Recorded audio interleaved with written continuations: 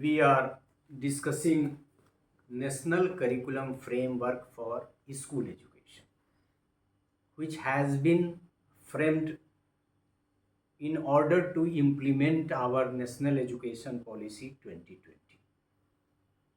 As you know, we have already covered three parts. First part was introductory in nature, and the second onwards, second and third we have covered. This is fourth one. We have discussed the approach part.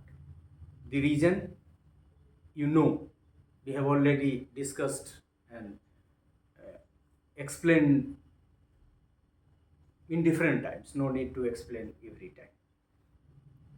So the approach, which is the mandatory reading part as suggested by National Curriculum Framework, contains 4 chapters.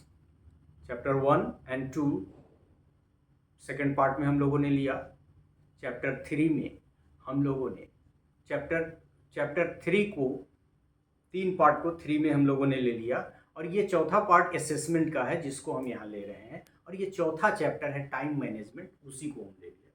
That is why the topic is assessment and time management.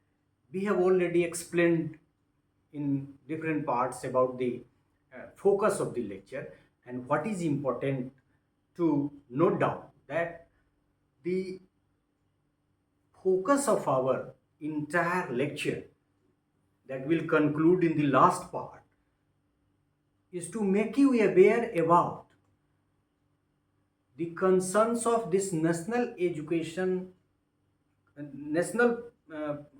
curriculum framework for school education in terms of teacher education.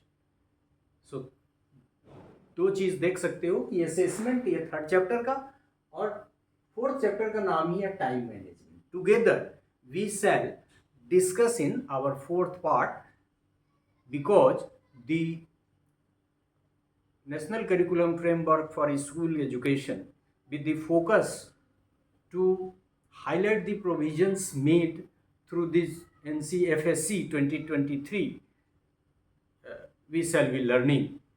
So assessment and time management will be discussed. As you know, assessment is a very comprehensive part, also very comprehensively narrated in our this text, that is National Education Curriculum Framework for School Education. So let us outline the lecture firstly. So assessment from chapter 3 और फिर management chapter 4, किसका? Approach का. So approach to assessment. What is the approach of assessment? What is the purpose of assessment? और ये आप देख सकते हैं 2 पर्पस ऑफ असेसमेंट्स क्या है. एक तो सर्टिफिकेशन, और दूसरा जो इम्प्रूविंग टीचिंग एंड लर्निंग, जिसको हम लोग कहते हैं फीडबैक, और खास के जो इंटरनल इवेल्युएशन है वो फीडबैक देता है. We shall learn it very comprehensively. Then ये approaches are being implied with the purpose.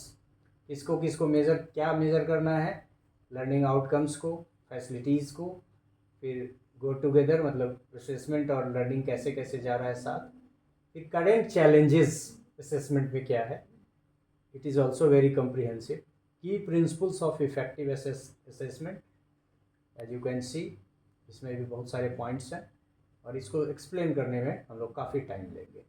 Types of assessment देखिए, इसमें 2 टाइप है, फॉर्मेटिव और समेटिव, ये आप जानते भी हैं. और फिर फॉर्म्स, इसमें देखिए written test, oral test, practical test and open book examination या ओपन बुक टेस्ट. ये फॉर्म्स को भी हम लोग डिस्कस करेंगे. फिर कैसे गुड क्वेश्चंस को डिज़ाइन करें, इसके बारे में बहुत सारा इन्फॉर्मेशन है. और जहाँ रनिंग मैटर है 1 2 3, वो that is also very important. फिर असेसमेंट एक क्रॉस स्टेजेस, मतलब इस 4 स्टेज में आपका करिकुलम फ्रेमवर्क भी चर्चा कर रहा है स्कूल एजुकेशन का. एक तो फाउंडेशन हम लोग ले चुके हैं, लेकिन यहाँ कुछ फाउंडेशन के अलावा मिडिल और फिर सेकेंडरी वगैरह की चर्चा है. तो 4 स्टेजेस प्रिपरेटरी आप देख सकते हैं, और फिर फाउंडेशन, और फिर मिडिल, और फिर आपका सेकेंडरी. तो इस चारों में अलग अलग. तो असेसमेंट अक्रॉस स्टेजेस के बाद ये होलिस्टिक प्रोग्रेस कार्ड, मतलब ये एक तरह का रिकॉर्ड रहेगा लर्नर्स का, स्टूडेंट का, एवरी इंडिविजुअल का, उसके बारे में चर्चा है. That is also very important and it will help you to understand the assessment process. Progress across grades, मतलब इसमें रिकमेंड नेशनल एजुकेशन पॉलिसी ही आपको कहता है कि 1 से 8 तक किसी को रोकना नहीं है. तो क्या करना है, कैसे करना है कि रोकने की ज़रूरत ना हो, इस पे व्यापक बातें यहाँ आपको मिलेंगी. और फिर अप्रोच टू बोर्ड एग्जामिनेशन, और इसमें बहुत सारा सजेशंस भी है. Current challenges of board examination, changes in board examination, suggestions भी है. Challenges of values and dispositions and entry to higher education, ये भी कई कंसेप्ट्स को एक साथ मिला के कम्प्रिहेंसिवली तैयार किया गया है आपको एक साथ बताने के लिए. देन वहाँ तक तो असेसमेंट था, जो 3rd चैप्टर का पार्ट था. फ्रॉम दिस स्लाइड ऑनवर्ड्स अब ये 4th चैप्टर स्टार्ट है, जिसका नाम था टाइम मैनेजमेंट. और यहाँ से पहला है टाइम एलोकेशन, कैसे पढ़ाएं. और ये सब बहुत डिस्क्रिप्टिव है, बहुत सारा टेबल है इसमें. सजेशन बीच बीच में आएंगे आपको. Consideration for reduction of content load, आपने देखा होगा शुरू में. फाउंडेशनल स्टेज के बारे में डिस्क्रिप्शन, कि उसका टाइम शेड्यूल कैसे बनेगा. टाइम एलोकेशन अक्रॉस स्टेजेस, देख रहे होंगे आप. 20 days, remaining 180 days, Saturday half time. फिर देख रहे हैं कि ये काला थोड़ा बीच में किया हुआ है. सो स्टेज स्पेसिफिक कंसिडरेशन, और ये जो आपके 4 स्टेज हैं देख सकते हैं, हमने मेंशन भी यहाँ किया है ऊपर. एक फाउंडेशनल, चूँकि वहाँ चर्चा हो गई है, तो प्रिपरेटरी और मिडिल और सेकेंडरी की ही यहाँ चर्चा है. और फिर प्रिपरेटरी स्टेज का देखिए कि कैसे सजेशन है, कितना असेंबली, कितना क्लास का टाइम.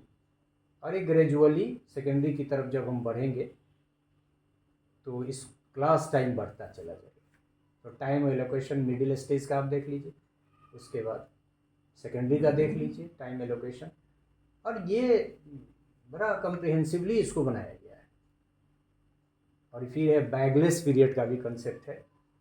आपको पता है कि बहुत सारा रिकमेंडेशन जो कहता है कि कम से कम बैग को घटाएं या कुछ दिन ऐसा हो कि बैगलेस पीरियड हो. So this is all about this part.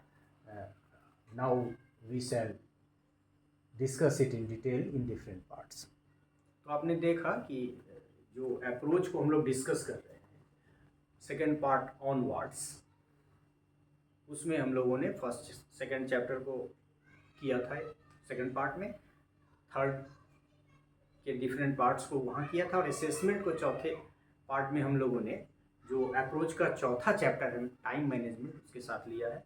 Assessment में आपने देखा कि यदि आप इन सारे lecture along with its description that I am to make आप सुन लेंगे, तो आप असेसमेंट का बहुत सारा ज्ञान आपको थ्योरेटिकल जो है उसके अलावा और भी हो जाएगा. और फिर टाइम मैनेजमेंट ऐसा बनाए कि स्कूल कैसे चले, कौन कौन सी एक्टिविटीज़ हो, कौन इस सब्जेक्ट कितना समय दिया जाए, उसमें लैंग्वेज वगैरह ऐड होता चला जाता है. फिर सेकेंडरी स्टेजेस पे बहुत सारे सब्जेक्ट और ऐड करने की बात है. उन सब के लिए टाइम डिस्क्रिप्शन की बृहद चर्चा है. और जब आप national curriculum framework for school education को देखेंगे तो उसके डिफरेंट टेबल्स बने हुए हैं, कुछ की चर्चा हम यहाँ करेंगे और बाकी आप खुद देख सकते हैं. So this is all about this part in which we are to discuss the assessment, that is from chapter 3 of approach, and time management, that is chapter 4 from the approach. So thank you for this part.